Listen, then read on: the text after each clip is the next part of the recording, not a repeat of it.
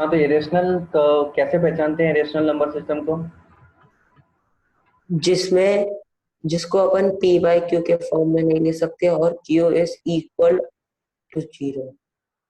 Q equal to zero नहीं होता है, बस इतना होता है ऐसा जिसको हम पी बाई क्यू के फॉर्म में नहीं लिख सकते। ऐसा नहीं है हर चीज को उल्टा कर दोगे। ओके। ठीक है, तो इरेशनल नंबर्स मतलब कैसे नंबर जिनको हम पी बाई क्यू के फॉर्म में नहीं लिख सकते। कुछ एग्जांपल्स बता सकते हैं मुझे? Root two, root five. हाँ, root two, root five, root four. नहीं। हाँ नहीं, क्योंकि ये किसके इक्वल हो जाता है? टू। और बन जाएगा क्या? टू। हम्म। अच्छा, कुछ ऐसे रेशनल नंबर के बारे में हम बात करना चाहते हैं जो कि इस तरह से नहीं होते। लाइक एक पाई। इस पाई को तो सब जानते होंगे, हाँ। है ना? बहुत पुरानी दुश्मनी है इसके साथ। दुश्मनी नहीं है सर। तो जो पाई है, पाई का वैल्यू क्या होता है? 3.14।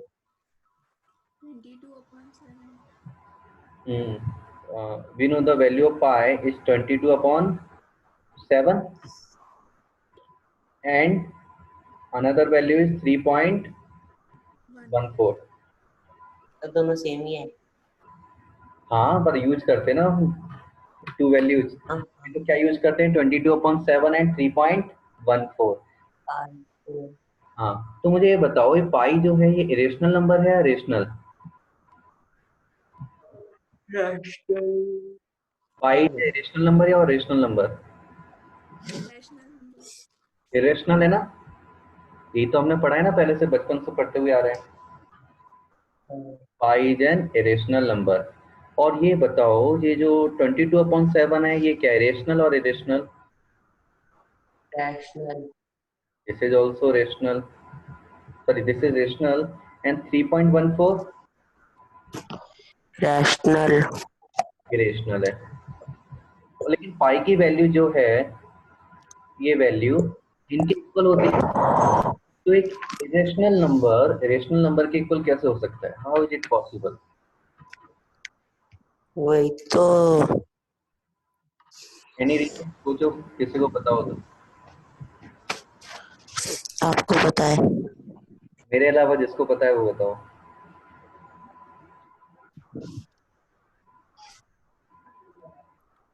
कुछ भी अपने मन से कुछ भी आइडिया बता दो, क्या पॉसिबिलिटी कि इरेशनल क्वांटिटी रेशनल क्वांटिटी के इक्वल कैसे हो सकती है?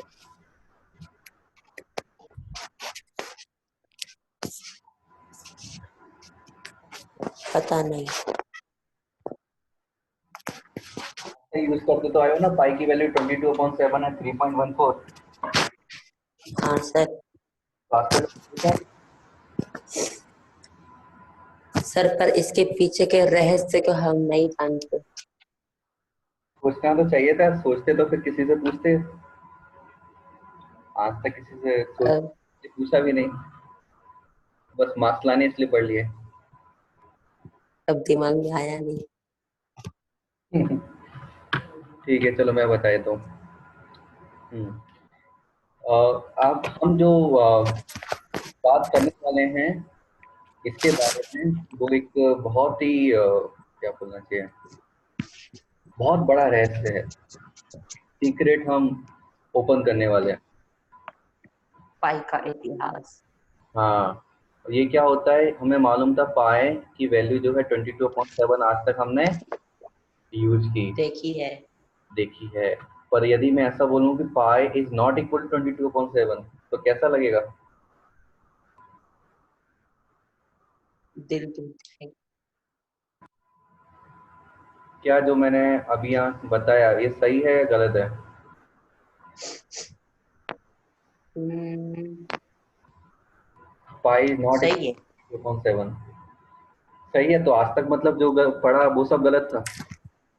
10th इसी से पास की ना, पाई की वैल्यू सर्कल में एरिया निकाला, और कोन वगैरह सब में वॉल्यूम निकाला, सिलेंडर का वॉल्यूम निकाला। हर जगह यही वैल्यू यूज की, तो मतलब वो सब गलत पड़ा था। पता नहीं, पता नहीं, पाई ने धोखा दे दिया। है ना, तो दो only two possibilities are there, या तो आज तक जो पढ़ा वो सब गलत था, या आज जो पढ़ रहे हो वो गलत पढ़ रहे हो। दोनों ही सही कर रहे हो। तो देखो दोनों चीजें सही हैं, क्योंकि उस समय मतलब 10 तक थोड़े थोड़े छोटे छोटे बच्चे थे, मतलब छोटे छोटे थे, ज्यादा चीजें बताया नहीं गई थी, पर हमें पता। अब सीनियर हो गए। हाँ, अब बड़े हो रहे हो, तो इसलिए धीरे धीरे बहुत सारे खुलासे होने बाकी है, मैथमेटिक्स, मैथ्स में, फिजिक्स में, केमिस्ट्री में, हर सब्जेक्ट में, कि पाई की जो वैल्यू है 22/7 नहीं होती है, बल्कि ये अप्रोक्स वैल्यू होती है। कौन सी वैल्यू? ये अप्रोक्स वैल्यू। अप्रोक्स, अंदाज। इसकी जो एक्चुअल वैल्यू होती है वो क्या होती है? Pi is equal to 3.1415 dot dot dot dot dot dot dot dot dot infinite तक जाती है और कभी भी रिपीट नहीं होती है। और इस चीज को हम एक और नाम बोलते हैं ऐसे नंबर्स को, इरेशनल, उससे पहले भी कुछ बोलते हैं, non terminating, non terminating and and not recurring, कि ऐसे नंबर जो टर्मिनेट भी नहीं होते और रिकर भी नहीं होते, उसमें कुछ पैटर्न फॉलो नहीं होता, या फिर बोले जिनको हम बार के फॉर्म में नहीं लिख सकते, ऐसे नंबर्स को हम क्या बोलते हैं? Irrational numbers. ठीक है, समझ में आया? तो कैसे नंबर्स पे? Non terminating and non recurring. तो ये जो 22/7 है, या फिर हम एक ही वैल्यू यूज कर रहे थे, ये वाली, ये हम क्यों यूज कर रहे थे अप्रोक्स हैं दोनों वैल्यू? क्योंकि ये डेसिमल के 2 डिजिट तक क्या है? करेक्ट है। और हम अप्रोक्स क्यों यूज कर रहे थे? क्योंकि हमारा कैलकुलेशन आसान हो जाता। सपोज आपको बोला जाता कि सर्कल का एरिया निकालो और पाई की ये वाली वैल्यू यूज करनी है, तो क्या फॉर्मूला यूज करते? पाई आर स्क्वायर। तो इस पाई की वैल्यू के साथ कौन निकालना पसंद करते हैं एरिया? कभी 3.1415 इंफाइनाइट तक चलता जाएगा? नहीं करते, कोई बात। कैलकुलेशन को इजी बनाने के लिए हमने इसका क्या लिया? अप्रोक्सीमेट वैल्यू ले ली, वैल्यू जिससे हमारी कैलकुलेशन क्या हो जाए? इजी हो जाए। जी।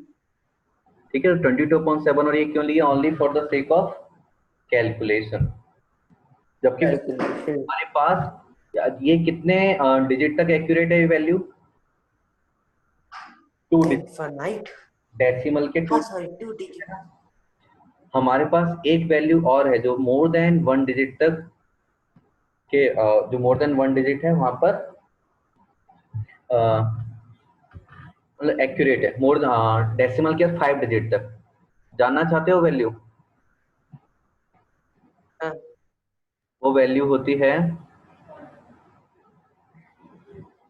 355 नीचे अपॉन 1/113। ये वैल्यू आती है 3.114157 dot dot dot dot infinite. मतलब ये डेसिमल के 5 डिजिट यहाँ तक एकदम एक्यूरेट आती है, मतलब मोर एक्यूरेट वैल्यू है। पर अब जरा ध्यान से देख के बताओ कि इस वैल्यू में और 22/7 में, दोनों में से कौन सी ज्यादा अच्छी लग रही है? वैसे दोनों अच्छी नहीं है, पर फिर भी कंपेयर 7 22/7 बेटर है ना? ज्यादा शुद्ध लग रही है। तो इसलिए इसको हम यूज करते थे कैलकुलेशन पर्पस के लिए, कि हम एक्यूरेसी के साथ थोड़ा बहुत कंप्रोमाइज कर सकते हैं, बट कैलकुलेशन थोड़ा आसान होना चाहिए।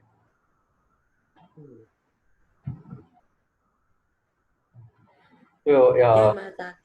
पाई की वैल्यू समझ में आ गई? Yes sir. अब एक बहुत बड़ी इंपॉर्टेंट चीज, पाई की वैल्यू आई कहाँ से? किसी ने बोल दिया और मान आसान लिया ऐसे ही है। किसी के पास आंसर है पाई है। की वैल्यू आखिर आई कहाँ से? सर आवाज क्लियर नहीं आ रही। मैं बोल रहा हूँ किसी को ये मालूम है पाई की वैल्यू आई कहाँ से 22.7 3.14 ये कहाँ से निकाले आखिर ये पाई की वैल्यू जो हमने वैल्यू देख इजिप्ट 3.157 ये वैल्यू कहाँ से है? इजिप्ट से। इजिप्ट से क्यों? मैं तुक्का लगा रहा हूँ। और किसी का तुक्का कुछ? फ्रांस फ्रांस नहीं, फ्रांस नहीं, फ्रांस। मैं ये नहीं पूछ रहा हूँ कहाँ से आई से मेरा मतलब है आखिर किस तरह फाइंड की। मतलब पाई इज इक्वल 3.14157 आखिर यही क्यों होता है और कुछ क्यों नहीं होता? किसी को आइडिया? और वो जिसने बनाया उसके पास जाके पूछना पड़ेगा। हाँ किसने बनाया था बताओ? आपने, हम्म? इंसान ने, आर्यभट्ट। ओ, चलो मिलके आएंगे। सबसे पहले किसने बताया था? ओ, आर्यभट्ट ने। आर्यभट्ट, तो इंडिया। हमें बोलना चाहिए who is the father of pi? Aryabhatta. Aryabhatta. Aryabhatta. Life तो ऑफ पाई। इन्होंने ही पाई की वैल्यू फाइंड की थी। कैसे फाइंड की जानना चाहते हो ना? इतने सालों से पढ़ते हुए आ रहे हो पाए तो हम कैसे आखिर आखिर इन्होंने फाइंड कैसे की इसको जानने के लिए हमें अब हम जाएंगे सीखेंगे इतिहास में। लाइफ ऑफ पाई। ये तो एक मूवी है। हाँ पर उसमें पाई के बारे में कुछ नहीं बताया। उसमें शेर रहता, शेर। हाँ आज हम एक्चुअल लाइफ ऑफ पाई देखेंगे लाइफ ऑफ पाई। कि आखिर पाई कहाँ से आया। तो देखो कभी एनसीईआरटी की अच्छे से बुक पढ़ी हो यदि 9th 10th में सर्कल चैप्टर की तो स्टार्टिंग में वो बताते हैं कि सरकमफेरेंस का एक फॉर्मूला होता है। क्या होता है सरकमफेरेंस का formula? 2 two pi pi R. R. अब ये 2 और आर मिलके कुछ बनाते हैं पाई इंटू डबल और डायमीटर। डायमीटर बनाते हैं। अच्छा अब हाँ, ये है और इस दोनों को देखो यदि मैं डी को यहाँ डिवाइड कर देता हूँ तो पाई क्या आएगा? Pi. C O upon sorry, D. Circumference equal.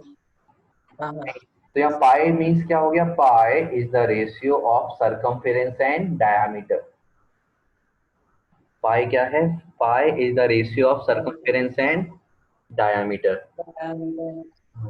तो एक्चुअल में पता है क्या हुआ था? आर्यभट्ट ने कुछ सर्कल बनाए। उन्होंने एक छोटा सा सर्कल भी बनाया ऐसा। उन्होंने एक बड़ा इतना बड़ा सर्कल बनाया। इतना बड़ा भी सर्कल बनाया। तो जब उन्होंने एक छोटा सर्कल बनाया था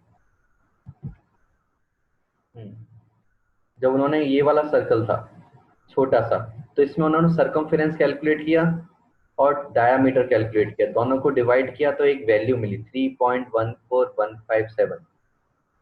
जब उन्होंने ये दूसरा वाला लिया सर्कल और इसमें सरकमफेरेंस और डायामीटर इन दोनों को क्या किया? डिवाइड किया तो इसमें उनको वैल्यू मिली 3.14157। जब ये वाला लिया और इसमें सरकमफेरेंस और डायमीटर को डिवाइड किया तो ये वैल्यू आई 3.4157 डॉट डॉट डॉट डॉट। और फिर उन्होंने इतना बड़ा सर्कल बनाया सपोज भोपाल शहर के बराबर और उसमें सरकमफेरेंस और डायमीटर को डिवाइड किया तो आंसर क्या आया? 3.14। 3.15157। उसके बाद उन्होंने एक ऐसा सर्कल एज्यूम किया जो अर्थ प्लेनेट के इक्वल है और उसमें सरकमफेरेंस और डायमीटर को डिवाइड किया तो आंसर क्या आया? 3.14157। तो इस पूरा करके उन्होंने कंक्लूड किया कि सर्कल चाहे छोटा हो चाहे बड़ा हो बड़ा हो। हमेशा उसमें सरकमफेरेंस और डायमीटर का रेशियो कितना आएगा? 3.14 होगा। 3.14157। और इस चीज को उन्होंने ऐसी वैल्यू दे दी। फिर बाद में ये जो मैथमेटिक वो चले गए अपना अपनी बुक लिख के आर्यभट्टी उन्होंने बुक लिखी उसमें सब कुछ संस्कृत में डिफाइन किया। फिर ये बुक को पढ़े ग्रीक स्कॉलर्स ने और ग्रीक स्कॉलर ने इस जो था ये वैल्यू इस वैल्यू को एक सिंबल से रिप्रेजेंट कर दिया और इस सिंबल का नाम उन्होंने क्या रख दिया, पाई। तो यहाँ एक बहुत सारे चोर। इंपॉर्टेंट चीज सीखने वाली है कि pi is not equal to 3.14157, but 3.14157 is equal to pi. Meaning समझ में आया? ओ सर वापस वापस repeat repeat. Pi is not equal to 3.14157, but 3.14 1.4 is 3.14157 is equal to pi। इसका मीनिंग क्या है, मैं लाइन बोली? इसका मीनिंग ये है कि जो जो नंबर है वो पाई के इक्वल है, बट पाई उसके इक्वल नहीं है। नहीं है। हाँ, तो इसका हिंदी ट्रांसलेशन नहीं पूछ रहा हूँ मैं, मीनिंग पूछ रहा हूँ। आखिर क्या समझे मैंने जो बोला? मतलब पाई सिर्फ एक सिंबल है, बाकी जो मेन चीज है वो एक 3.14 है। हाँ, कि पहले वैल्यू आई थी, उसके बाद उसको सिंबल दिया सिंबल गया पाई। आया था। लेकिन आज तक हमने क्या पढ़ा, पाई होता है और उसकी वैल्यू ये होती है 3.14157। वो गलत ऑर्डर और में। हम दोनों बनते थे। तो पहले पाई की वैल्यू हमने फाइंड नहीं की, पहले वैल्यू आई और उसके बाद हमने उसको सिंबल दिया क्या, पाई। पाई। तो लाइफ ऑफ पाई समझ में आया? यस। आखिर पाई कहाँ से बना? हाँ इंडिया। अच्छा, क्या घर में पाई की वैल्यू निकाल सकते हो? पूरी। पूरी नहीं, पर एटलीस्ट 3.14 तक तो निकाल सकते हो। देखो, एक आसान तो एक्सपेरिमेंट है आप। एक्सपेरिमेंट करना घर पर। क्या करना, एक सर्कल बनाना, हाँ इस तरह का सर्कल बना देना, और हाँ ऐसा रेडियस ले लेना उसका 5 सेंटीमीटर। हाँ। डायमीटर कितना हो जाएगा, 10 सेंटीमीटर। डिवाइड करने में आसानी होगी। 10। तो पाई एक्चुअल में हाँ क्या होता है, सरकमफेरेंस ऑफ डायमीटर का रेशियो होता है। डायमीटर तो पता चल हाँ गया कितना है हमारा, हाँ। 10। 10। सरकमफेरेंस कैसे निकालोगे बताओ? ये अपन सर्कल को एक रस्सी से बनाएंगे तो उसको खोलेंगे तो जो जितनी लेंथ आएगी उसको स्केल से नाप देंगे तो रस्सी आ जाएगा। कैसे पता चला? है। कैसे पता चला? अरे सर आपने तो बताया। अच्छा, सर लास्ट ईयर आपने तो बताया था। बताया था क्या मैंने ये सब? हाँ सर। Yes sir. सारा पूरा नंबर करने के लिए बोला। पूरा पूरा नंबर? नहीं, अच्छा, कि थोड़ा बहुत बताया था। सर्कल के बारे में बताया था। अच्छा, ओके, ठीक है। हाँ तो इस तरह से हम रस्सी से या एक कॉटन का थ्रेड लेंगे और वहां से इस पर इस पर ऐसे चिपका देंगे फेविकॉल का हेल्प करके, और इसको कट कर देंगे। फिर हम ये पूरा हाँ। यहाँ इसको लंबा yes, करके स्केल से मेजर कर लेंगे और हमारा वैल्यू आ जाएगा, जिससे अप्रोक्सीमेटली हमारा 3.14 आंसर आ जाएगा। ठीक है, तो ये इस घर में कर सकते हो सॉल्व। इसके अलावा भी मैंने कोई रेशनल नंबर बताए करेंगे। थे क्या पहले? नहीं। ओनली पाई के बारे में बताया ना? हाँ। ठीक है, फिर और कुछ है मेरे पास बताने के लिए? ऐसा और कोई रेशनल नंबर जिसको सिंबल से रिप्रेजेंट करते हैं लाइक पाई, कुछ मालूम है? हम्म, हम्म, एक नंबर होता है, उसका नाम, उसको रिप्रेजेंट करते हैं स्मॉल ई से। ये रुक जाओ सर रुक जाओ, ये थोड़ा बहुत उसका याद नाम पता है क्या है? शायद। हम्म, इसका नाम शायद था सर आपने, क्या? शायद बताया था ये। हाँ, तो क्या था, याद तो? आपने बताया, नाम याद नहीं आ रहा। इसका नाम होता है यूलर नंबर। नहीं ये नहीं बताया था। नहीं बताया? ठीक है, आज जान लो। नहीं। E इज इक्वल टू क्या होता है, यूलर नंबर। इसकी जो अप्रोक्सीमेट वैल्यू होती है, ये होती है 2.72। This is approximate value. Like pi is equal to 3.14 होता है, ऐसे यूलर नंबर हम्म, होता है 2.72। हम्म, और इसकी डेसिमल के बाद मुझे कुछ वैल्यूज याद हैं एग्जैक्ट, वो देख सकते हो क्या होता है 2.7। 1828।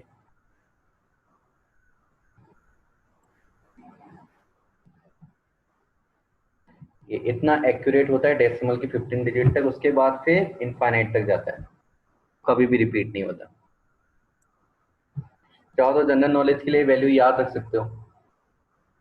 नहीं सर, नहीं चाहिए। नहीं याद रखनी? नहीं सर, इतनी मुश्किल वैल्यू कौन याद रखेगा। मैंने यदि 10 सेकेंड्स में याद करा दी तो? कैसे सर? देखो ये वैल्यू तो याद हो गई 2.72, हाँ, तो यहाँ से 2.7 याद रख लोगे। फिर उसके बाद देखो रिपीट 1828, 1828 1 2 8 दिख रहा है 2.7, 4 5 9 0 1828। 4 5 फिर 9 ये 0। 459045, इसको मैं कैसे याद रखता हूँ?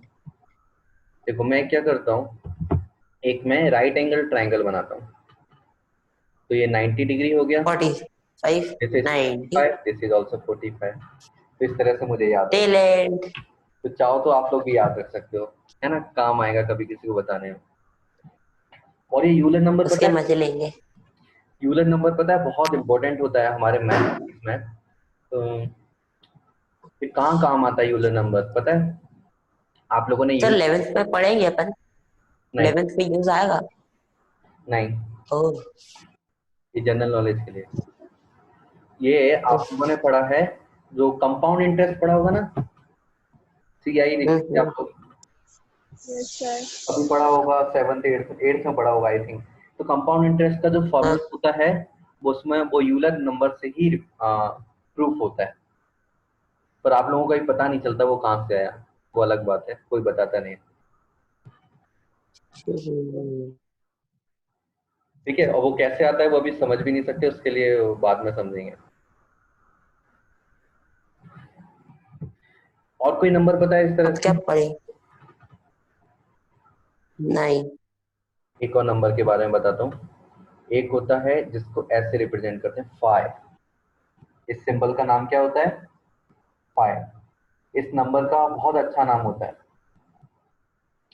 इस नंबर को बोला जाता है गोल्डन नंबर। ओ। इसकी अप्रोक्सीमेट वैल्यू होती है 1.53 के अप्रोक्स। इसकी वैल्यू क्या होती है? Approximate equal to 1.53। और इसके बारे में यदि जानना है, इसके बारे में यदि जानना है तो YouTube पर जाना और एक वीडियो देख लेना, उसका नाम है गॉड्स फिंगरप्रिंट। तो शायद थोड़ा थोड़ा समझ में आ जाएगा। ठीक है, बस इसका इम्पोर्टेंस ऐसे जान लो कि गोल्डन नंबर यदि नहीं होता तो अ, तो फिर फ्लावर्स नहीं हम नहीं होते, होते। हम भी नहीं होते, पाइनएप्पल नहीं होता, और जो ओशियन है उसमें लहरें नहीं होती, समुद्र में लहरें नहीं होती, हमारे फिंगरप्रिंट नहीं होते, हमारी गैलेक्सी नहीं होती, ऐसे कैसे नहीं होते? कोई भी लिविंग एंटिटी नहीं होती, ह्यूमन, एनिमल्स, बर्ड, कोई नहीं होता। अब इसको जानना है तो वीडियो देख लेना। ठीक है, यस सर। हम आगे बढ़ते हैं। अब क्या पढ़ेंगे? इसके बाद नंबर सिस्टम बचा है ना अभी, अब कौन बचा सा है? सिस्टम आएगा? तो रियल नंबर। ओ, जो अब 10th में पढ़ा था। अब देखो हर नंबर सिस्टम क्यों बन रहा था, क्योंकि प्रीवियस नंबर सिस्टम में कुछ ना कुछ प्रॉब्लम आ रही थी, वो किसी प्रॉब्लम को सॉल्व नहीं कर पा रही थी प्रीवियस नंबर सिस्टम में, इसलिए हमें एक नया नंबर सिस्टम डेवलप करना पड़ा था। और रियल नंबर जब डेवलप किया तो उस समय हमारे पास कोई प्रॉब्लम नहीं थी। इसको क्यों डेवलप किया? क्योंकि हमने जब बहुत सारे नंबर सिस्टम बन रहे थे, सबसे पहले कौन सा बना था? Natural numbers, whole number, integer and then rational number. तो हमने देखा सारे नेचुरल नंबर्स होल नंबर में आ गए थे, सारे होल नंबर को इंटीजर ने कवर कर लिया था, एंड ऑल इंटीजर्स को रेशनल नंबर ने कवर कर लिया था। लेकिन अब एक और नंबर सिस्टम आया था, इर्रेशनल नंबर सिस्टम। तो इर्रेशनल नंबर सिस्टम एक अलग नंबर्स हो गए थे और रेशनल नंबर सिस्टम अलग हो गया था। तो हम ऐसा बोलना चाहिए कि नंबर्स में दो ग्रुप बन गए थे, एक रेशनल वाला और एक इरेशनल वाला। और जब भी दो ग्रुप होंगे और उसमें यूनिटी नहीं होगी तो क्या होती है, लड़ाई होती है। तो रियल नंबर ने क्या किया, उनमें यूनिटी बनाने का काम किया। इसलिए रियल नंबर ने जो हमारे भाईचारा दिखाया। रेशनल एंड इरेशनल इन दोनों को कंबाइंड कर दिया। कैसे कंबाइंड किया, एक करा। यदि मुझे कोई एक नंबर दिया 2.71, तो मुझे नहीं पता वो रेशनल है इंटीजर है कि नहीं, बट मैं ही बोल सकता हूँ कि ये रियल जरूर है। यदि √2 है, ये इरेशनल रेशनल नहीं मालूम बट रियल जरूर है। कोई भी नंबर ले लो वो रियल जरूर होगा, है ना। ऐसा कोई नंबर है जो रियल नहीं होता। अभी 10 तक तो नहीं पढ़ा है ना, नहीं 10 तक तो आज तक कुछ नहीं पढ़ा, आगे। आगे पढ़ेंगे, अभी 11th में हम। तो इसलिए रियल इन नंबर ने क्या किया, यूनिटी का काम किया सबसे बड़ा, इन सारे नंबर्स को एक साथ ला दिया। तो ये सभी जो नंबर सिस्टम थे इनकी कहानी समझ में आ गई। अभी तक हमने जो डिस्कस किया ये वो सब था जो आपको 8, 9, 10 में पढ़ चुका, मतलब पढ़ लेना चाहिए था। बट स्कूल वाले ने नहीं पढ़ाया। आपकी गलती है, आपने सोचा क्यों नहीं। क्वेश्चन नहीं पूछोगे तो आंसर नहीं यार पूछोगे। ठीक है, तो अब पूछेंगे अगर पूछ भी। ठीक है, वो बाद में डिस्कस कर लेंगे।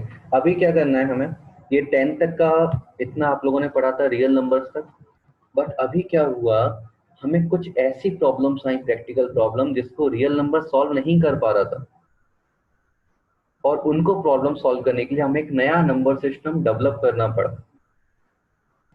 और उस नंबर सिस्टम का नाम है कॉम्प्लेक्स नंबर सिस्टम, जो कि हमारा चैप्टर है।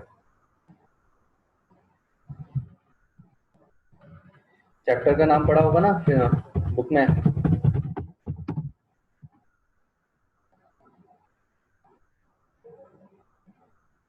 तो हमारा अभी चैप्टर बुक क्या है, नहीं मिली सर। गूगल पे जाना, एनसीईआरटी डाउनलोड कर लेना। ओके। ठीक है, तो कॉम्प्लेक्स नंबर सिस्टम, ये एक नया नंबर सिस्टम बनाना पड़ा। क्यों बनाना पड़ा, एक कुछ प्रॉब्लम थी जो रियल नंबर्स हमें सॉल्व नहीं कर पा रहे थे। अब क्यों, ऐसी क्या प्रॉब्लम थी, तो वो जानना बहुत जरूरी है।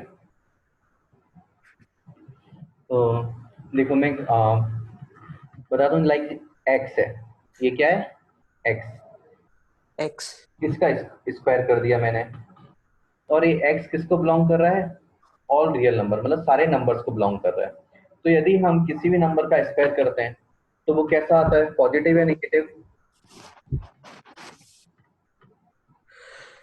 पॉजिटिव। पॉजिटिव आता है। तो हम ऐसा लिख सकते हाँ। हैं, X square is always greater than equal to 0।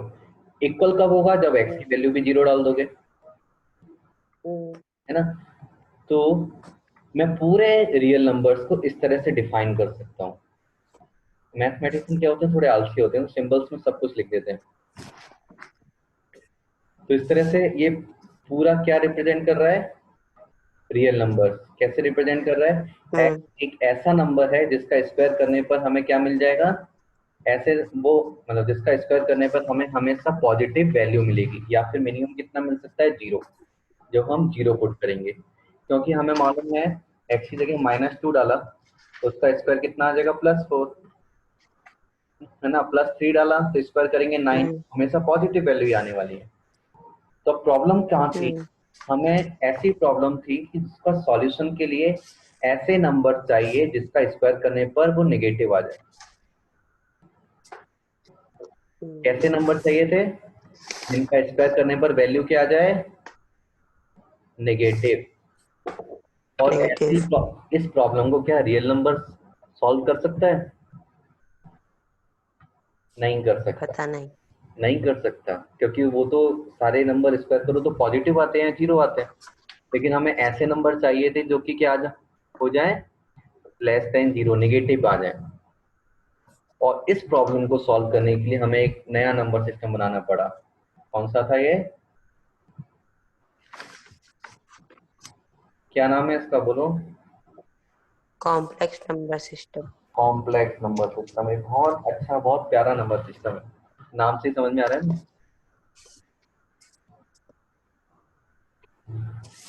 इस नंबर सिस्टम, चलो पहले इसका इम्पोर्टेंस समझ लेते हैं। आखिर ये कॉम्प्लेक्स नंबर सिस्टम जो हमने बनाया, यदि सपोज हम इसका वो बनाते नहीं, जो प्रॉब्लम आ रही थी उसको सॉल्व ही नहीं करते, तो क्या होता, मजा आ जाता ना, पढ़ना नहीं पड़ता।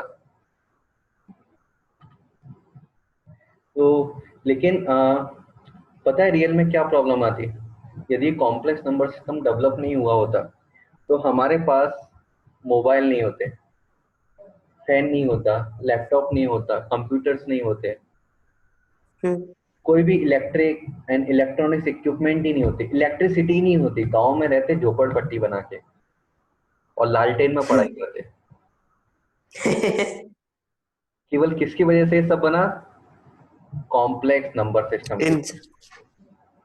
कॉम्प्लेक्स नंबर सिस्टम बहुत इंपॉर्टेंट है ना, कि इसका इसने ये प्रॉब्लम सॉल्व की, और इस प्रॉब्लम सॉल्व होने की वजह से थॉमस एडिसन का नाम सुना है। हाँ सुना है। थॉमस एडिसन ने इस कॉम्प्लेक्स नंबर्स को यूज करके ही क्या बना पाए थे, लाइट बनाई थी, लाइट बनाई भाई इसने, लाइट, लाइट बनाई थी, इलेक्ट्रिसिटी जनरेट की थी। और तारे पता है, जमीन पर। और लेकिन उसका रास्ता इक्वेशन किसने दी थी पता है, मैक्सवेल ने। ये कौन आदमी था? मैक्सवेल नहीं पता, कोई बात नहीं, वो अभी फिजिक्स नहीं। में है, फिजिक्स में सब पढ़ लोगे। मैक्सवेल कौन था, इलेक्ट्रोमैग्नेटिक वेव्स का नाम सुना है कुछ, इलेक्ट्रो, इलेक्ट्रोमैग्नेटिक वेव्स। नहीं। सनरे सुना है, सनरे क्या होती है, क्या सुना है? सूरज की किरणें। हाँ हाँ।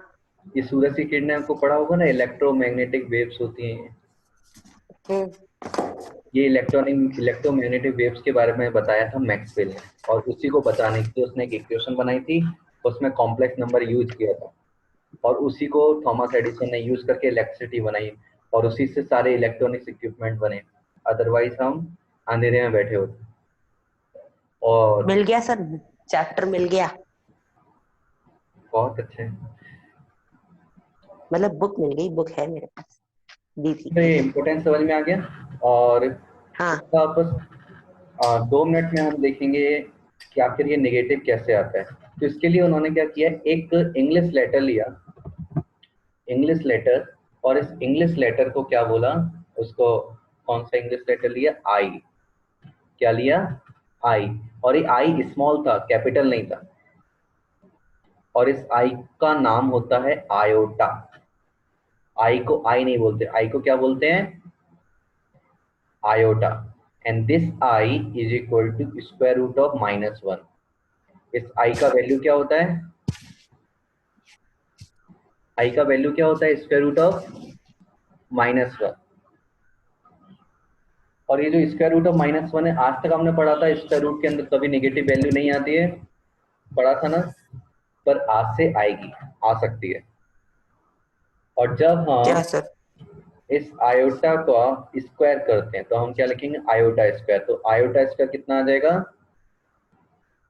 -1। तो यहाँ से हमें जीत मिल गई, हमें वो नंबर मिल गया जिसका स्क्वायर करने पर नेगेटिव वैल्यू आती है।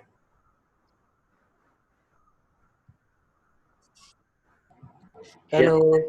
यदि मैं 2 आयोटा का स्क्वायर करूँ तो मुझे क्या मिलेगा, 4 four iota iota square. Square. और आयोटा स्क्वायर मुझे मालूम है क्या होता है, -1। This is equal to -4। तो देखो अगेन ऐसा नंबर है जिसका स्क्वायर करने पर हमें क्या मिल गई, नेगेटिव क्वांटिटी। ऐसे कैसे मिल गई? आई समझ से में आ गया, ऐसे आ हो गया, जाता है। आ गया, आ गया। इसी से हमें कॉम्प्लेक्स नंबर की पूरी दुनिया समझनी है, ठीक है। ओके। तो आज हमने अभी क्या क्या देखा, बेसिक देखा पूरा नंबर सिस्टम का, नेचुरल नंबर्स को क्या बोलते हैं, होल नंबर, फिर इंटीजर, फिर रेशनल नंबर, फिर इरेशनल नंबर, रियल नंबर, और उसके बाद ये 10th का खत्म करके 11th हमें कहाँ से स्टार्ट करना है, कॉम्प्लेक्स नंबर सिस्टम।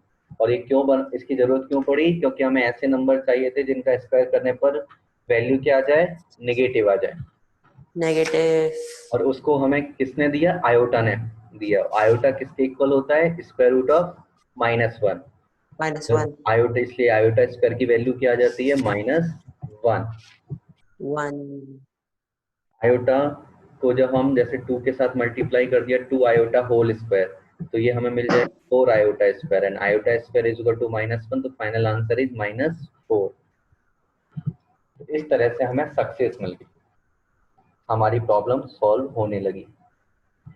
ठीक है, तो जब आपने सेकंड थर्ड फोर्थ क्लास में ये रियल नंबर, नेचुरल नंबर पढ़ने स्टार्ट किए, सबसे पहले क्या पढ़ा था, एडिशन, सब्ट्रैक्शन, मल्टीप्लिकेशन, डिवीजन, ये सीखा था ना।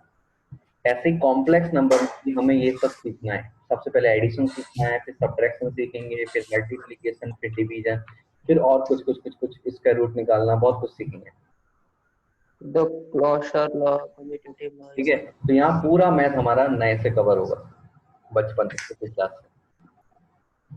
बचपन पर अब बड़े हो गए तो जल्दी जल्दी हो जाएगा, एक ही क्लास में पूरा हो जाएगा। मतलब फर्स्ट क्लास से 10th क्लास तक की जर्नी एक ही क्लास में हो जाएगी। ओह टैलेंट।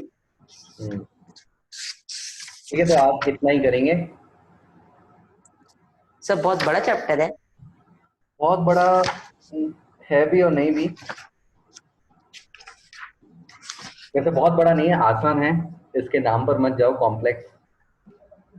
चैप्टर बहुत आसान है, बहुत अच्छा लगेगा, है ना। पर सर आज देखने में तो नहीं लग रहा।